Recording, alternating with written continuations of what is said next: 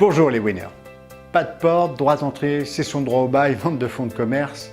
Quelle est la différence? Je vais vous l'expliquer. Je suis Ludovic Gainsburger, l'expert en vente de commerce. Le pas de porte, c'est tout simplement synonyme de droit d'entrée. C'est l'argent que le locataire va verser entre les mains du bailleur contre la propriété commerciale que va lui conférer le contrat de bail qu'il va signer avec lui. Donc, pas de porte, droit d'entrée, c'est synonyme et c'est le prix que paye le locataire pour entrer dans les murs et avoir la propriété commerciale. La cession du droit au bail, c'est simplement la vente du contrat de bail par le locataire au profit d'un repreneur de son local. Par contre, cette cession est soumise à l'accord du propriétaire qui peut la refuser. Il y a beaucoup de particularités dans la vente de fonds ou la vente de cession de droit au bail ou la location avec droit d'entrée, mais là, la grande particularité de la cession du droit au bail, c'est qu'elle est soumise à l'accord du bailleur. C'est ce que j'appelle dans le jargon professionnel une vente à trois entre le locataire sortant, le locataire entrant et le bailleur. Si l'un des trois n'est pas d'accord, le deal ne peut pas avoir lieu. Donc, la cession du droit au bail, c'est simplement la vente du contrat de bail au profit d'un repreneur qui va changer d'activité par rapport au commerçant en place. Ça c'est une chose importante. Et la vente du fonds de commerce, c'est la vente de l'activité exercée par le locataire commerçant au profit d'un repreneur de son fonds de commerce. Là, le bailleur ne peut pas s'y opposer, ce qui est normal.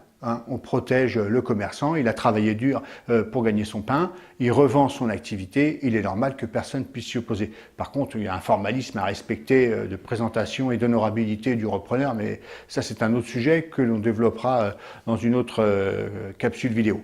Donc, la vente du fonds de commerce, c'est quoi précisément? C'est donc la vente de l'activité qui comprend en premier lieu le contrat de bail, les contrats de travail, le nom d'enseigne, le contrat de franchise éventuellement, les autres contrats. Ça peut être des contrats de minotier, de marchand de bière, de brasseur. Tous ces contrats font partie de la reprise du fonds de commerce. Les sites internet, les numéros de téléphone, le stock, les matériels, les marchandises, tout ça constitue le fonds de commerce, c'est ce que va reprendre l'acheteur.